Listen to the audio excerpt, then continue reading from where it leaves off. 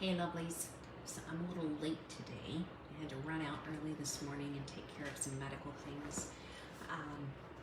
But I still wanted to read for our Jesus Bubble. So we are in Redeeming Heartache by Dan Allender and Kathy Lorsel.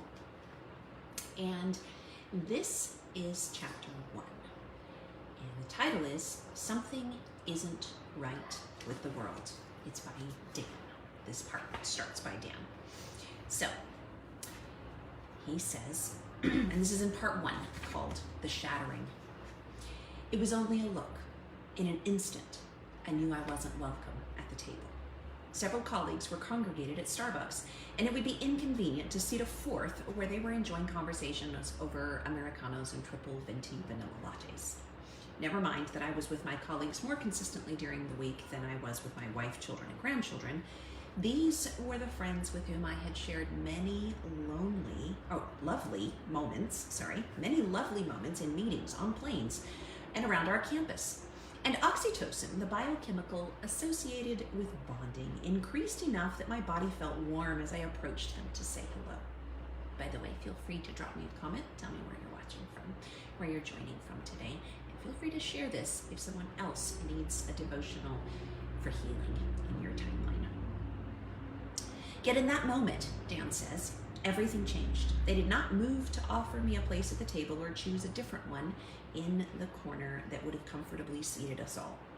The mood was polite but reserved, and finally someone asked, do you want to squeeze in? The invitation may have been sincere, but the eyes told the truth. I felt unwanted and foolish.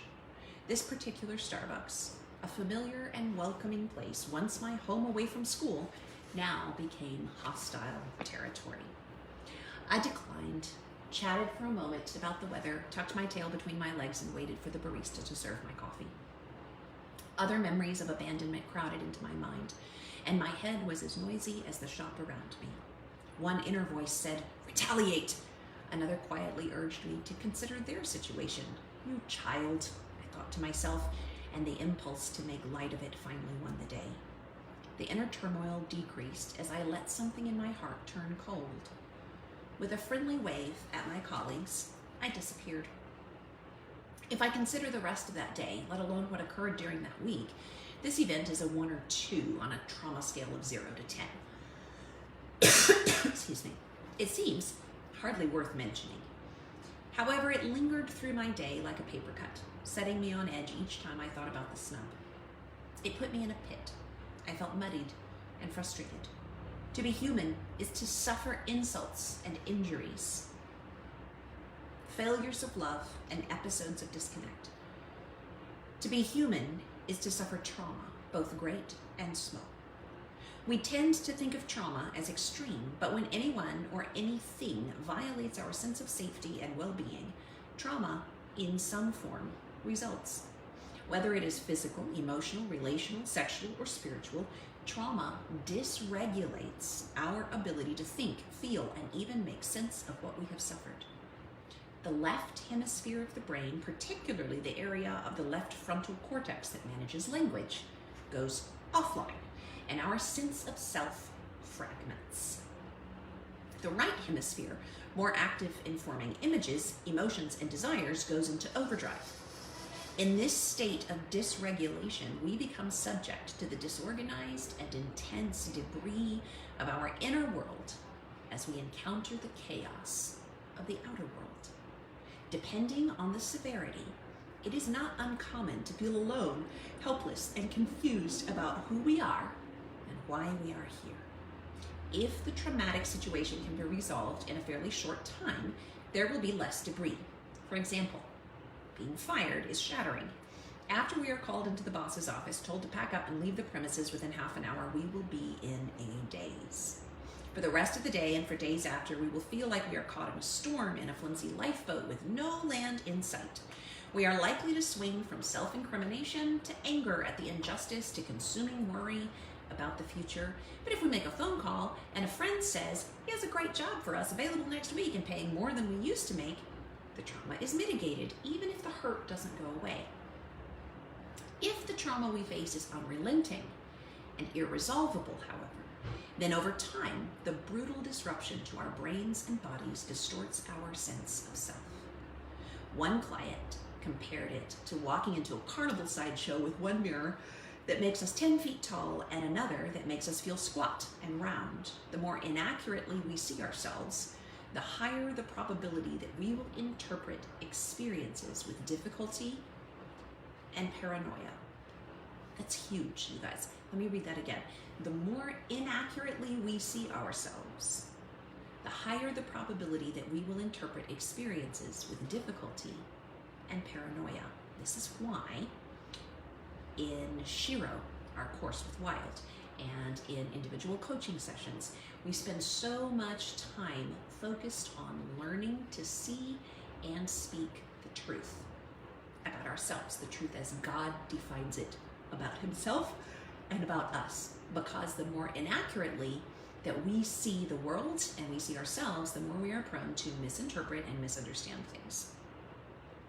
The longer and deeper the trauma, going back to the book here, the more likely we will form assumptions about ourselves and others that defraud us of hearing our heart's inner knowledge and seeing reality well.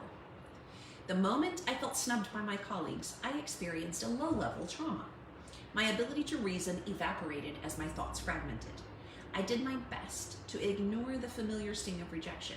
No one else could tell I was troubled, but throughout the day, I kept asking myself, what's the big deal? You're making a mountain out of a molehill. I mocked myself for being too sensitive, which in turn felt powerful, but self-defeating. After a while, my internal dialogue created an interpretation of my colleagues' eyes as smug and self-satisfied. What jerks. After excoriating them, I felt stronger, but lonelier. My efforts to not think about it were futile, and my ruminating led to greater contempt for myself and for those at the table. I sought relief in getting busy and hiding in the complexities of the day. The alternative was to be alone with my triggered pain, adrift with no solid footing to be found. All right, we'll read one more section here. This section is called When the Water Rises.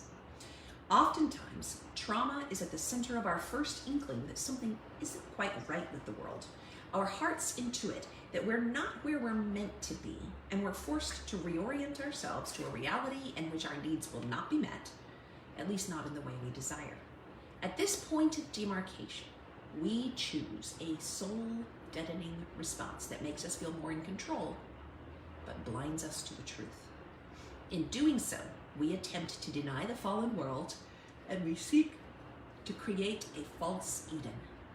If there is a time to finally face the reality of living in a fallen, death-bound, unjust world, it is now. We are currently in the first few months of a pandemic that will change our lives forever. This was written last year in 2020 and published this year in 2021.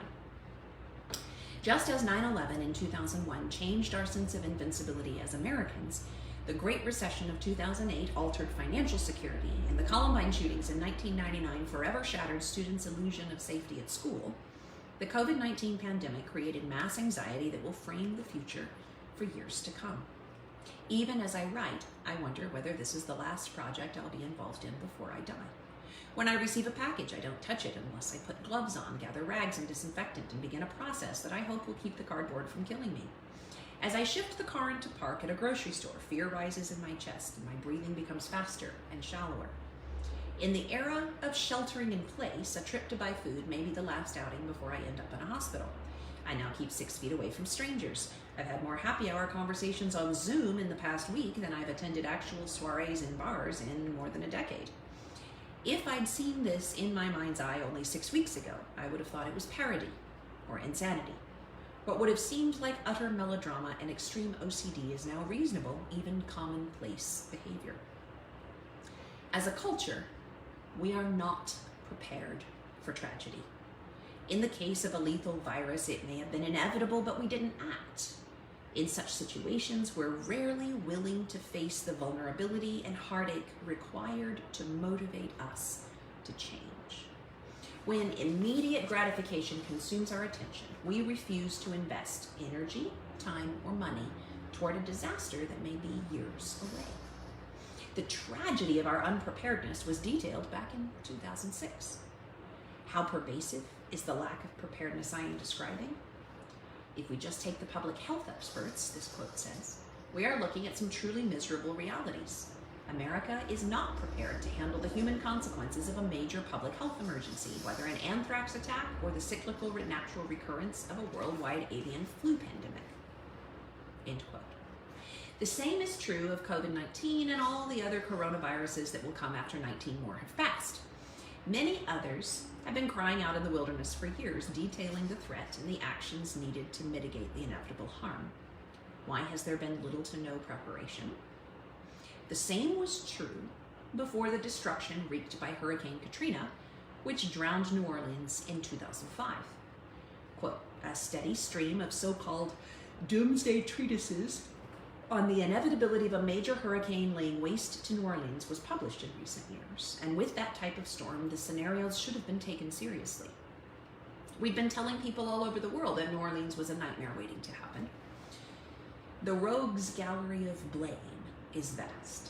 The oil industry was sucking off tidal lands that would have buffered the storm. The shipping industry was demanding that the Mississippi be dredged to remove the silt that would have protected residents when the river rose. Excuse me. The Army Corps of Engineers, caught between local and federal disputes, raised neither the levees nor the alarm. Politicians failed to take the storm seriously even when it was a day off the coast. The collective nonchalance in the face of such omens caused novelist James Lee Burke to deem New Orleans an insane asylum built on a sponge. What is going on with our unwillingness to look disaster in the eye? It's easy to dismiss a hurricane as a regional issue until one considers that the same issue is at play in our failure to prepare for COVID-19. We knew, our prophets told us of the coming day, our failure is not merely systemic, political, or financial. It is deeply personal. We refuse to engage the reality of inevitable trauma. Leaving aside the culture's part, as individuals, we must address our own reticence to prepare. Some heavy stuff. I think my favorite part is realizing that the more inaccurately we see ourselves, this line, the higher the probability that we will interpret experiences with difficulty and paranoia. That's my question for you. How accurately do you see yourself? What is your benchmark? What is your measure for accurate self-perception? How do you define that? All right, drop a comment, share it with a friend, send it to someone. Get yourself the book. You can follow along. It's very, very good. And I will see you next time. We will be picking up at page 16 of chapter 1 in Redeeming Heartache next time.